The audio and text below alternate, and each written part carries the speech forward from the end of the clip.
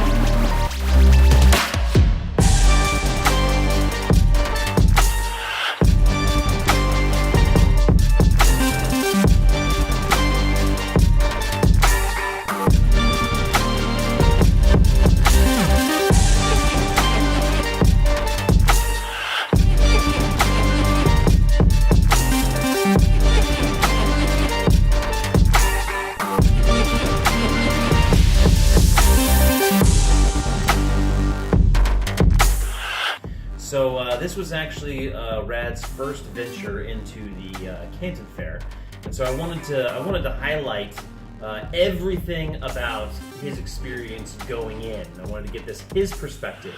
And basically, guys, the one word I can describe, most accurately describe the show is overwhelming.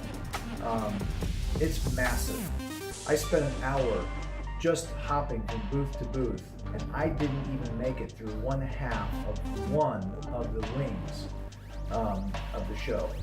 It is literally anything you can imagine, from soup to nuts at this show. And Dwight, you'll see some of the B-roll. I was pretty overwhelmed. So it's, for me, it really opened my eyes as to how big, what scale these shows take place on. So let me jump on that. So when you before you got there, everybody has an expectation. We all have expectations of what our experiences may be going into something. Let me answer that question. Let me stop you there. So my frame of reference is U.S. trade shows. U.S. trade shows, you go in, you see, some products. They are pertinent. There's a couple of new products there, and then there's some refinements. But I've never seen this size of a show. The number of new products that I've personally never seen before. The myriad types of products that are there. And this is just phase one. This is just, yeah, right. This is just phase one. So I've got two more phases to go through, but my first blush experience of it is that it's way bigger than anything I've ever seen before. Anything I've ever been exposed to before. So if people decide to not use our service because they're dumb, what kind of advice could you give somebody going into this if they were... Okay, so here's the quick primer's guide to I want to go to a trade show in China. Get there a week early so you can spend the time to get stuck in Shanghai, because the intra-Chinese airlines are not that great, number one. Two, I'd spend some time getting used to the food so that you figure out if you tolerate it or not. Three, I would plan on buying some really good walking shoes prior to the show and make sure they're broken in. We kind of broke Dwight's feet a little bit. Obviously with the jet lag, we couldn't sleep, so we said, hey, let's walk the streets of Guangzhou. Why not? Yeah, and 10 miles later. Yeah. Blister City. Yeah. Anyway, the advice I'd give you is that, it is an experience in and of itself, and it's, for me as a first timer, I could see it being very easy to get lost in that experience and lose track of what I came here to do, because it's sensory overload. Luckily, I've got Dwight, who's a subject matter expert, to help tell me it's okay. This is normal. This is how you deal with this. So. As I said, the advice I would give somebody who's deciding to go it on their own, go for it, because next year you'll be asking to use our service.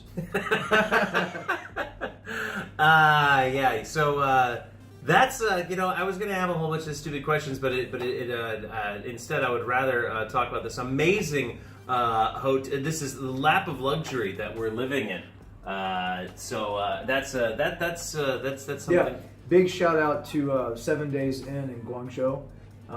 They hooked us up with some really great accommodations. We're going to put a link to their information for anybody who is interested in taking the trek. We can't recommend them highly enough. Jaden is the manager here, and he's really treated us like royalty. Yeah, we'll put his WeChat in the description below. And actually, that is something I know. Speaking of WeChat, there it is. If you don't have WeChat, okay, everyone in China uses WeChat. Every businessman, Western businessman, has a name card. Good for you guys. Not knocking it, but have WeChat. Yeah, that It allows you to stay in direct contact with your vendors and your suppliers. It is as soon as we told them we had WeChat, they were like, "Wow, perfect." We hate name cards. And WeChat is an instant messaging app. For those of you who don't know, it's like Facebook Messenger, AIM. If anybody uses that, whatever instant messengers are out there on the stateside or any other side. WhatsApp is a good example of what that. It's like the Chinese version of that.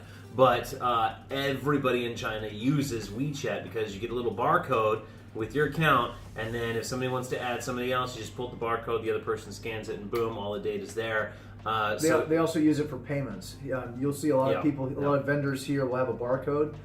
If you scan the barcode, you can send money to that person, and it's pretty indispensable for life here. Yeah, definitely get WeChat and then follow all the other steps. Now, we're not telling you this stuff because we want you to come here. We want you to pay us to come here. But if you decide that you want to try it yourself, we're trying to help a brother out. There you go. Or sister. And so speaking of all that stuff, you can get our services at www.exporecon.com, EXPORECON.com. Then just follow the links, click join now, and become a member.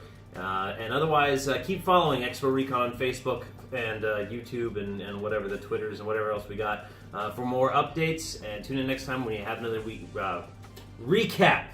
Thanks for watching, guys. See you later. See you guys.